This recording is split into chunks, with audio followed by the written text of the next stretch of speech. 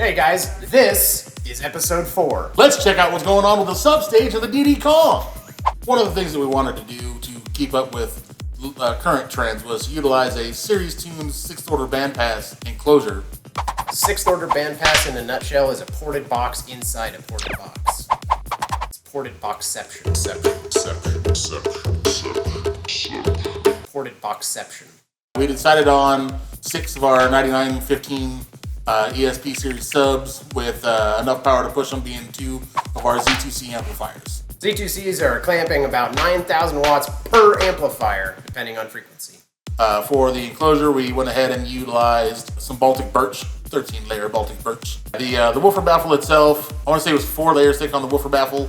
Then the entire rest of the enclosure is double baffled. Talk about the rear ports. How big are the rear ports? There's just a pair of...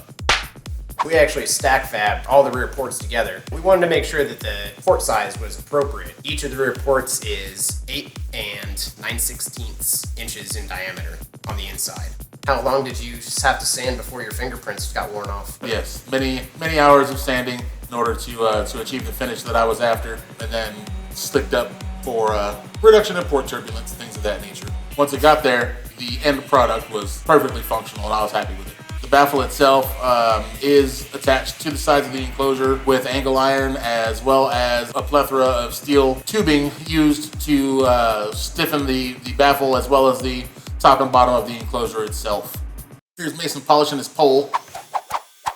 Everybody loves to jiggle the jiggly bits. The wire coming off of each one of the 9915s is DDZ wire, and they actually go to a common bus bar that's inside the box that allows us to combine all the wires and go straight out of there to 4 gauge outside the box, and that goes directly into the amplifiers. There's Aaron biting shit out of something.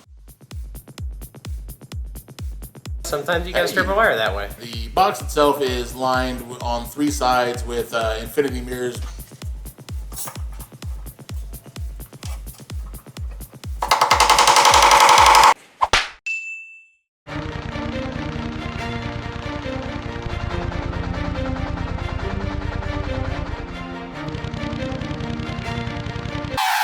You're missing a lot of narration right now.